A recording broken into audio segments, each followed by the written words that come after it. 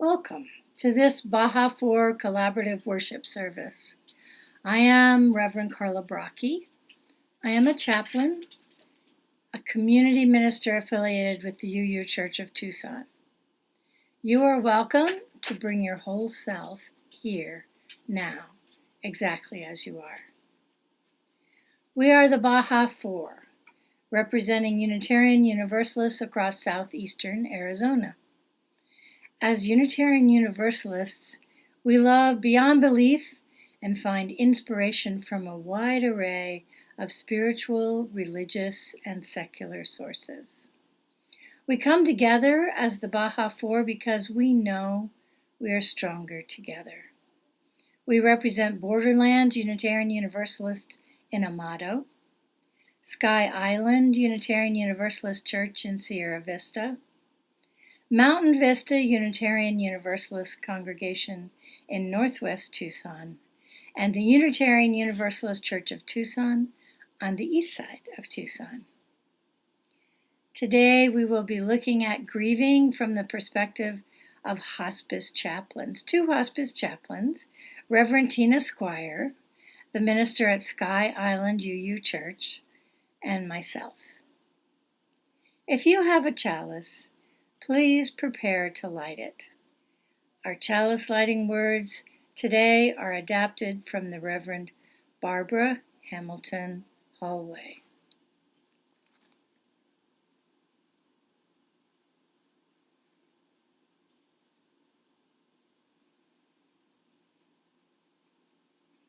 Welcome to true companionship. Deeply regard each other. Truly listen to each other. Speak to what you must speak. Be ready in any moment to disarm your own heart and always live as if a realm of love had begun.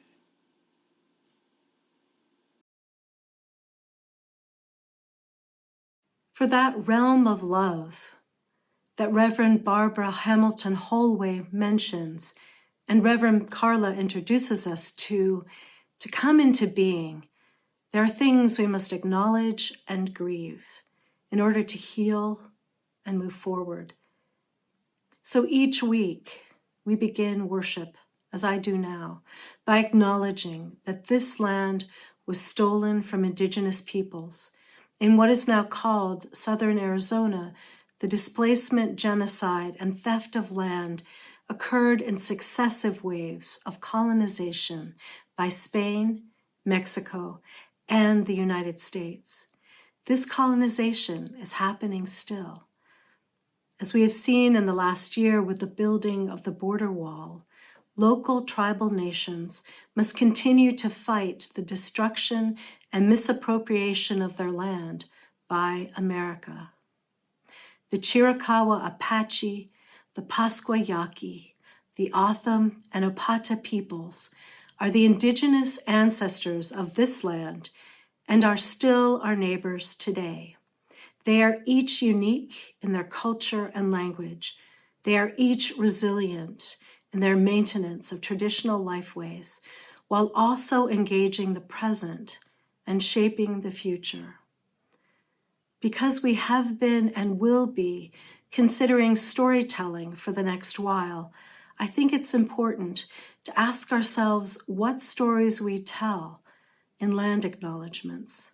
Do we repeat them so often that we're in a rut and we don't hear them? Do the stories we tell become comforting myths, exonerating our role in settler colonialism? At the other extreme, are we so uncomfortable that we stop hearing stories or hear them and then forget as a type of psychic numbing in which we just can't live day to day, remembering our role in the past and present? We need to find space that is safe enough to keep peeling back layers of story, finding more awareness, and deepening our acknowledgement of our continued role in this land theft. And are the stories we tell ours to tell? Are we telling the stories that indigenous people find helpful to share, to grieve, to acknowledge what has happened, and to acknowledge ways we can truly nurture a better life together in the present and future. For examples of the terrible stories that we have told that have seeped into our culture and are part of it still, I recommend the book All the Real Indians Died Off and 20 Other Myths About Native Americans by Roxanne Dunbar Ortiz and Dina Gilio Whitaker. My hope is that we will seek out the ancestral peoples of this land who live here still, ask to hear their stories, the ones they find helpful to tell about the past, the present, and the future. You who join us today may not be in southern Arizona. You could find those from whom the land was stolen that you inhabit right now and learn their stories as well.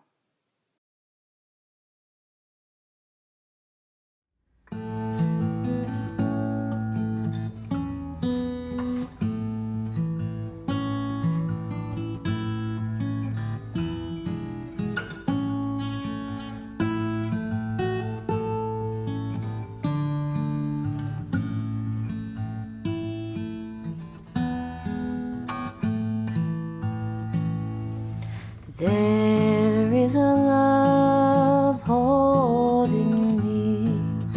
There is a love holding all that I love. There is a love holding all. I rest in this love. There is a love holding me. There is a love holding all that I love. There is a love holding all. I rest in this love.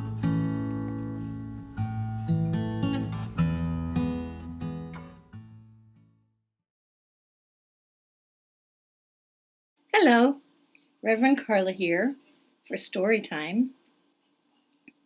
This story is partly inspired by a wonderful book by Judith Viorst called The 10th Good Thing About Barney, and also inspired by several things that really happened to me. And all stories are true stories. That's what I think. So, once upon a time, I had a beautiful kitty.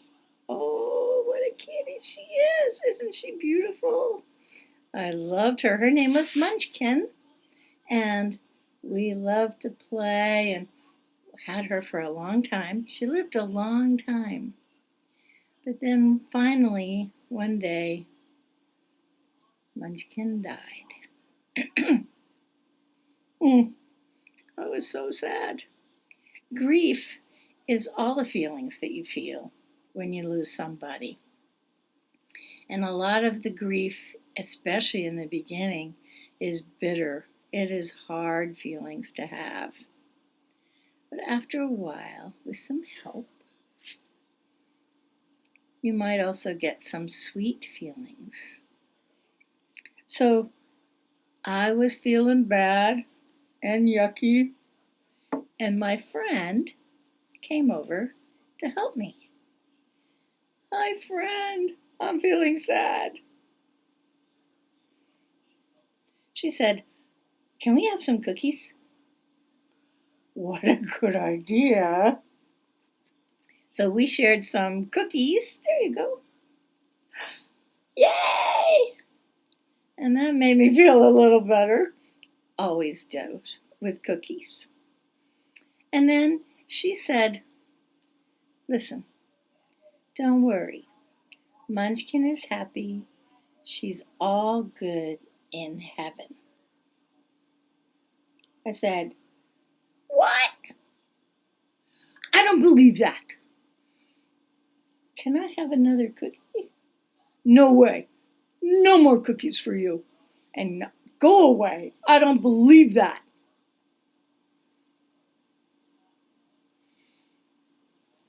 Now, I felt really bad. And now I realized That was a mean thing to do. That was really mean.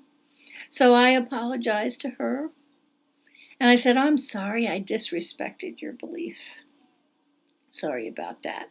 And I'm sorry I sent you away. And please, will you be my friend and forgive me? So I was still feeling bad. I mean, sometimes I get mean when I'm feeling bad. And my wife, Hannah, came to me.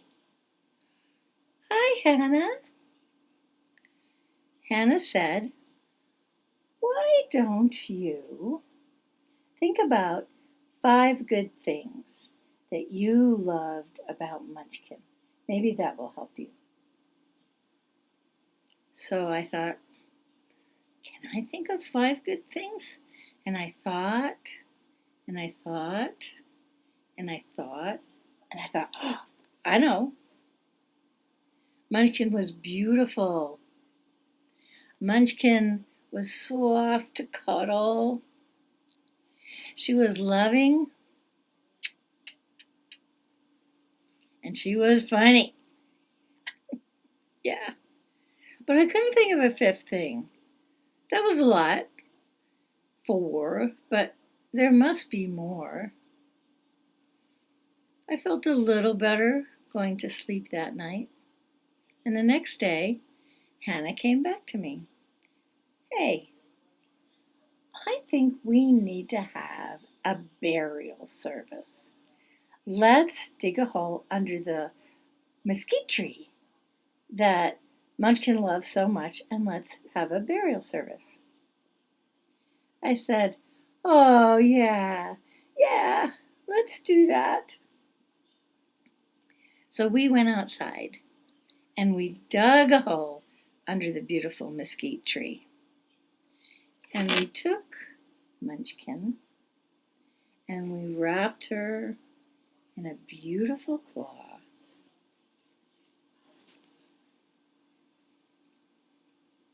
And we laid her in the hole. And as she was down there, we said our goodbyes, and we said we loved her. And I said the 4 good things I could remember about Munchkin. I loved how beautiful she was, and I loved how she was cuddly and soft, and I loved that she was loving and that she was funny. That was helpful. And then Hannah said, let's plant some seeds. Let's put some poppy seeds on the grave. And then Munchkin can help nurture those plants and help them to bloom in the spring. And I said, yeah, I love that idea.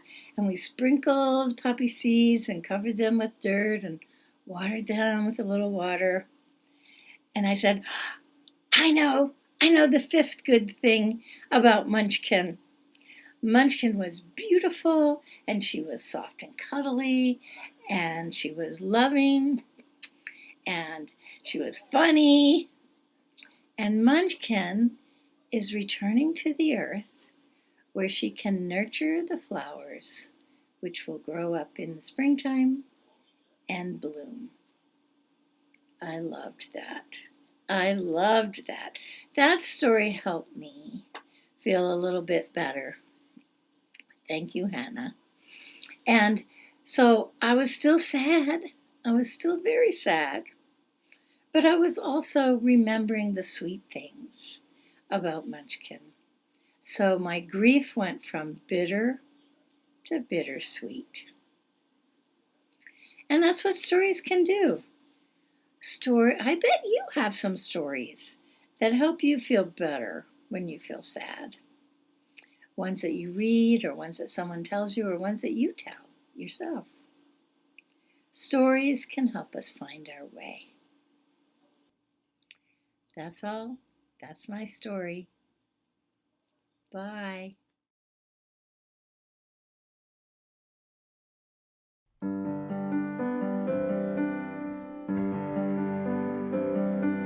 Sit by my side, tell me your story. I want to learn how you became you. I want to see the world as you see it. I want to walk a mile in your shoes.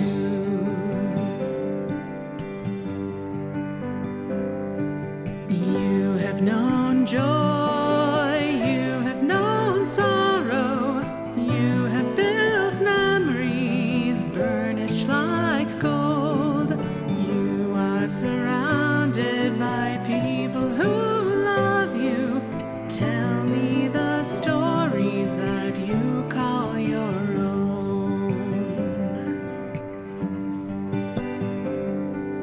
Then as I hear, then as I listen, I will discover the person you are. Then I'll invite you into my story. We'll take a journey, a walk through the days of our hearts.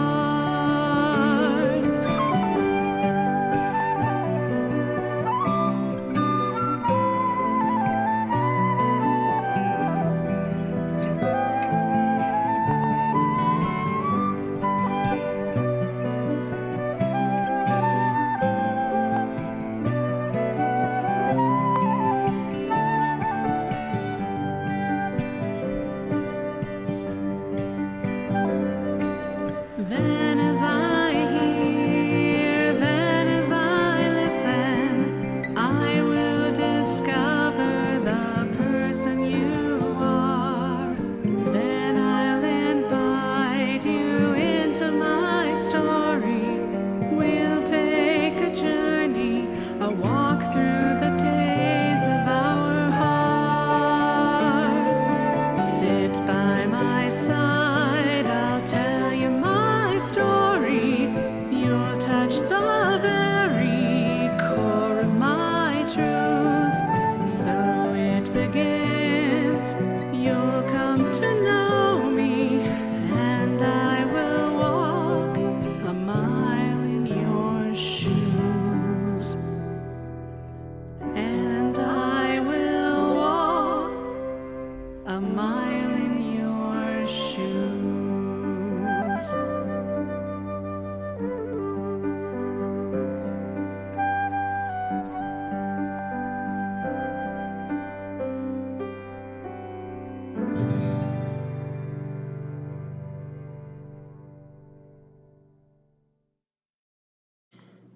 Hey, Reverend Tina. Hey, Reverend Karla. Hi. Thank you for doing this with me today. Oh, wow. Yeah.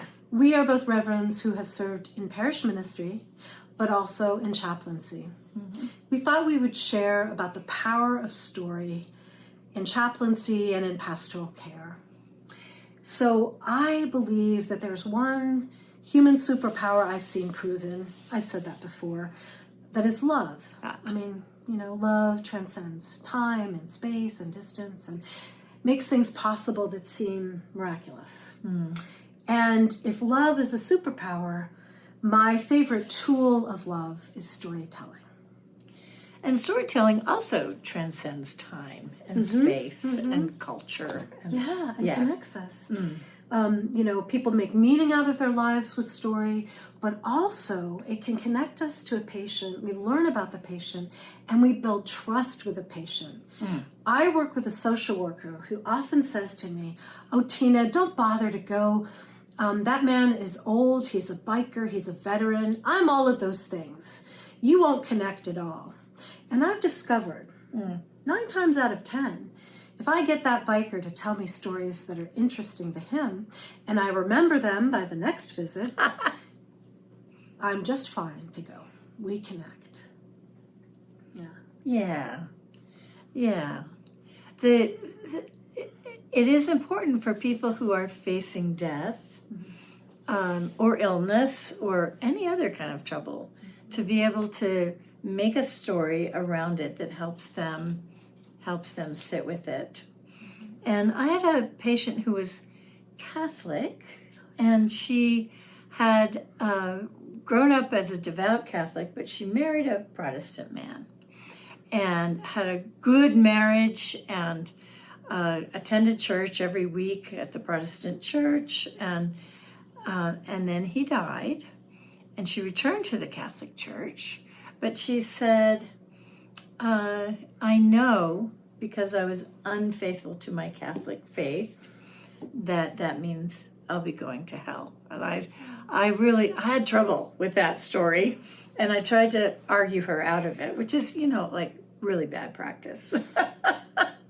But I brought out all my Universalist stuff. I said the story of the prodigal son, and she said, no, I'm going to hell. I don't regret my choice of my marriage, but now I know I have to pay. And she was completely calm and accepting and serene with that. So I really had to learn to accept her story and try to learn something from that. I think most of the time, people find a meaning in a story that we can accept as well. But you're right, every once in a while, they come up with a story that gives them perfect meaning that is not one I would tell. Yeah.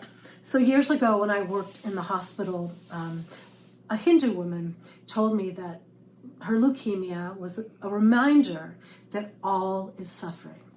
And I know that's not the only way a Hindu can make sense of the world, but for her, this was very important. And it was very hard for me because I believe in transforming suffering, moving through suffering, overcoming it, growing through it. But I just had to accept her version that everything is suffering and we must move beyond this world. That's hard. Yeah. But it worked for her. It did. Yeah. It did. And then there are the stories that evolve as people tell them to us. Sometimes it takes, usually if you're in hospice, you have a diagnosis that means you have 6 months to live, but I'm sure this happened to you. We had people go and come back, or sometimes just be on the edge for 2 years. Yeah. And they start telling different stories. I had a gentleman that I had the honor of getting to know over about 1.5 years, and he was lovely. He loved telling stories about his life and himself. He had been one of the bedrocks of a large conservative Jewish congregation, but he and his wife got divorced, and he said, "My wife got the congregation in the divorce." So he lost his synagogue and subsequently married a Catholic woman. And they were really happy. She was lovely, both of them. So they had stories for themselves that made sense of that. But because of that second marriage, he was that we were having trouble finding a rabbi. We were preparing for his burial service, and it may be odd, but I kind of like doing that stuff. And it's nice when the patient can participate. This is what I want. He needed a rabbi, and he had found consecrated Jewish space in the cemetery for himself that was head to head with a consecrated Catholic space. So they knew that they could be buried together in their own sacred sections. But we were really having trouble finding a rabbi. And as we got to know and trust each other through telling stories, he finally said to me, "You know what, Karla? If we don't find a rabbi, you be my rabbi." So his story transformed, and it transformed it for me too. In the end, we did find one, and I didn't have to do that. But I think telling the stories helps us sort of figure it out along the way. Yeah. And after 2 years, I had a woman who I didn't even think had ever been in a church building admit she'd helped found one. Often the case, yes. Yeah, we make assumptions, not really knowing what people's stories are when they tell us. Okay, yeah. Well, it's fundamental. Storytelling is fundamental to human existence and human understanding. So a lot of our work as chaplains and a lot of the work around dealing with death, both for patients and families and staff, is done through telling stories. And stay tuned. In our next section, we'll talk about beyond patients. And storytelling is just as important for families and for us. Yes. Yeah.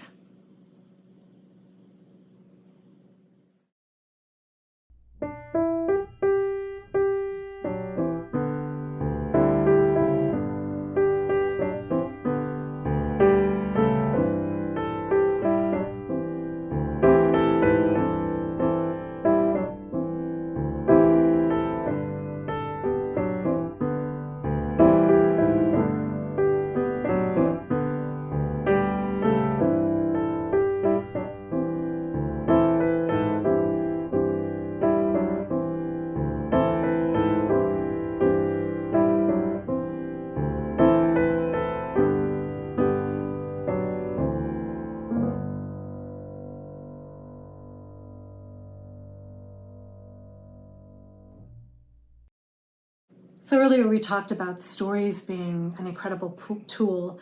I have to say they have saved me a few times. First, when I was a very young chaplain at a hospital, I had spent time with a young man just before he died, and he'd sort of given me parting words to give his family. So I passed them on, and then the family wanted me to do the memorial service. I had spoken 5 minutes with this guy. And so I made sure I spoke with the family to find out the stories they wanted to tell about him. I wanted to know more about him. And halfway through the evening, I realized how healing it had been for them to be telling those stories. Yeah. And it's an amazing thing that we do in community. There's a story in Acts where Peter is asked to raise up a woman named Dorcas and Tabitha because she's active in Hebrew and Greek communities and beloved and gave to the poor and made beautiful garments. And as he enters the house, women are showing those beautiful garments. And some scholars thought, why did Peter have to know that she was a worthy person? Why did they have to prove it? And one brilliant scholar said, no, they were being human. Right after somebody dies, I think one of the hardest things is that they go from being flesh and blood and alive to an inanimate object. And immediately human beings reanimate the people they love and bring them back to life inside the community. It doesn't matter to me whether or not she was actually resurrected, which she was. Far more miraculous to me is that we do this all the time for each other, keeping our love and our presence alive in community. And I have to say it helped me once. A few years ago, a nurse was very nervous. She was heading off to deal with a patient who just died, whose husband had been very picky and demanding. And she said, Tina, come, I don't know if he'll be violent. I don't know what to do. And I thought, why didn't you invite the social worker? Why me? What can I do? But when I arrived, I saw some wonderful pictures of them. I asked about them, and he told me story after story while the nurse went off to another room and dealt with a patient. Story. Yeah. And we need to tell stories. I had a colleague, a nurse in hospice, she was in hospice on purpose, but she was struggling with death.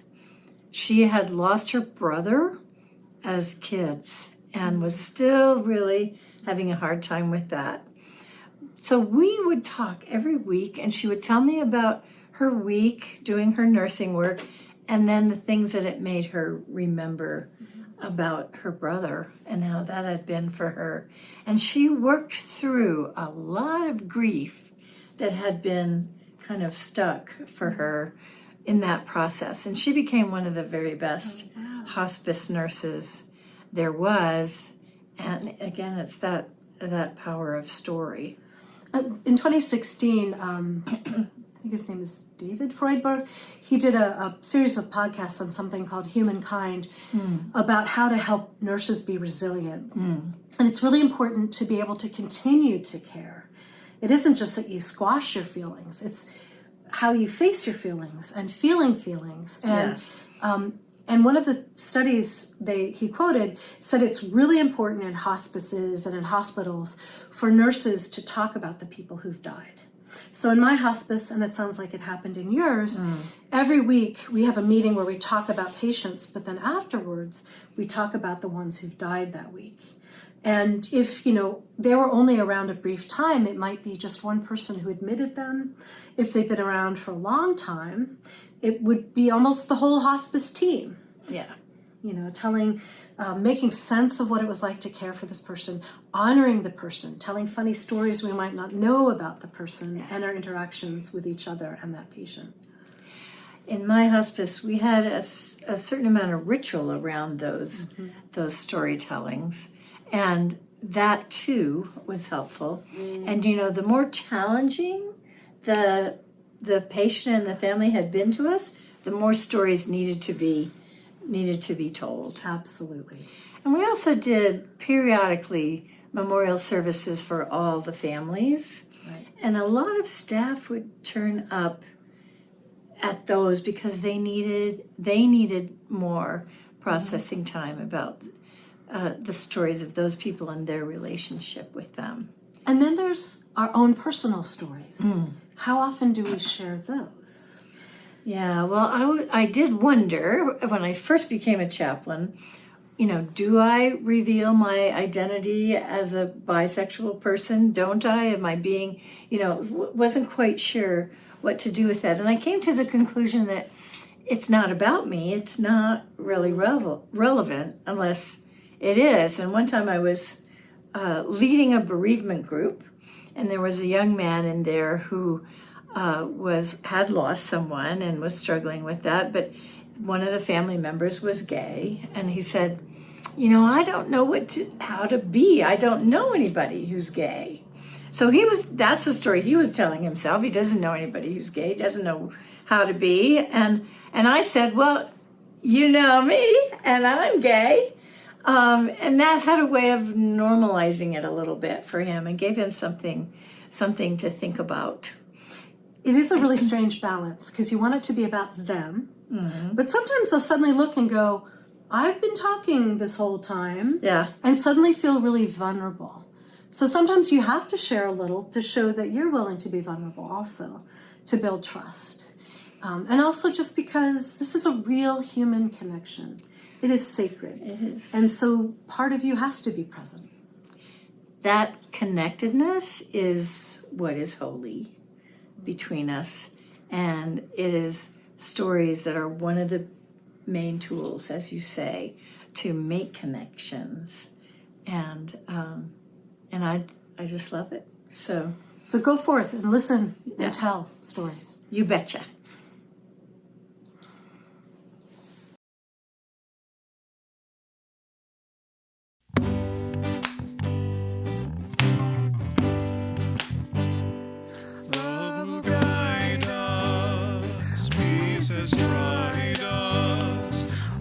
Inside us, we'll lead the way on the road from greed to giving. Love will guide us through the hard night. If you cannot speak like angels, if you cannot speak before thousands, can give from deep within you. You can change the world with your love. Love will guide us.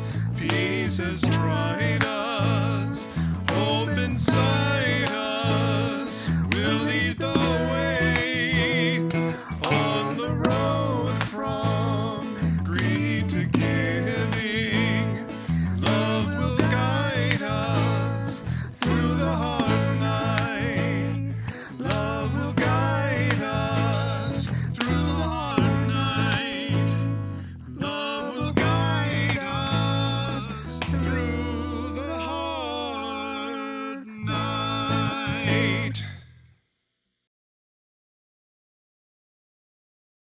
Love will guide us. There are 2 other verses that Sally Rogers sings to that song that don't show up in our Unitarian Universalist hymnal. In one, she reminds us that you are like no other person. What you can give, no other can give. And she also calls us to remember to hear the song of deep within you, to heed the song of peace in your heart. We, each one of us, have deep within us a treasure trove of stories that carry our values forward, that can shape our communities and our future.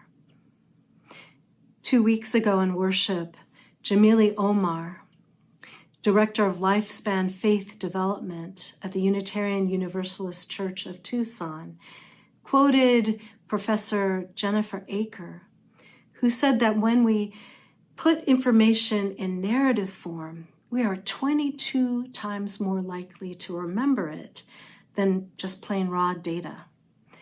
And I saw examples of that this summer with my own children. My father shared 3 stories about his time as a fighter pilot in World War II. And one day in June, I heard my 15-year-old son repeat each story exactly as I remember it to a friend of his in the back seat of our car. Stories are little packages that carry our values, our lives, our presence forward. So let us choose carefully the form and content of those packages that we carry forward. If you lit a chalice or candle at the beginning of worship today, will you please extinguish yours with me as I read to you these words from Reverend Karen G. Johnston, slightly adapted from her reading Constellations of Our Lives. Humans make maps of stars, choosing some stars, ignoring others, to project our imaginations onto the heavens. These maps shift over time and across cultures. Names change for the same assemblage of bright points. Drinking Gourd, Big Dipper, Plow, Lost Hunters, Cherokee, Saptarishi, as it is known in Tibet. Humans make constellations by connecting stars. Humans make meaning by connecting stories. Story to narrative to story. Some blaze bright, some are faint. Most are backdrop to the great mundane human unfolding. Let us imagine the stories of our lives as a starry universe above our heads. And when we think of our churches, we are tasked and trusted to draw constellations in this, our beloved small universe. May the stories we connect draw constellations that reflect a shared ministry that calls out the best in us.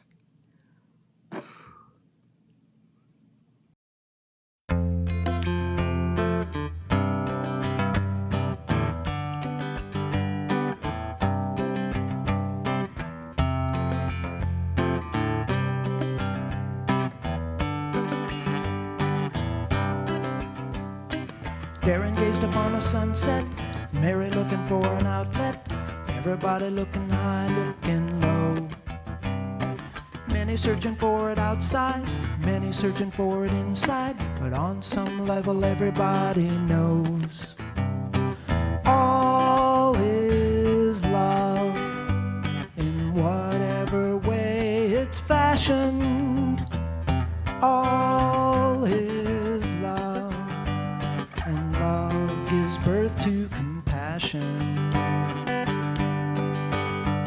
Sherry imagined what might be, Albert never could quite see, just underneath the surface out of view. Often under layers of pain, so many tears pouring like rain, There flies a magic very old but new. All is love in whatever way it's fashioned. All is love, and love gives birth to compassion. So let's start expanding our love to humans and plants and animals and doves. Next thing you know, our defenses are down. It's handshakes and hotcakes and milkshakes all around.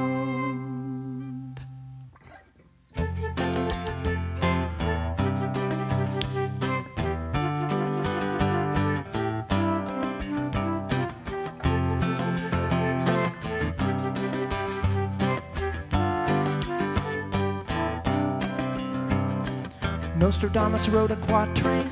King Henry took a wife again. Both looking to the future, not the past. Each hoping that their legacy would bring them immortality. But back of that was something far more vast. All is love in whatever way it's fashioned. All is love, and love gives birth to compassion. All is love in whatever way it's fashioned. All is love, and love gives birth to compassion. Oh, all is love in whatever way it's fashioned.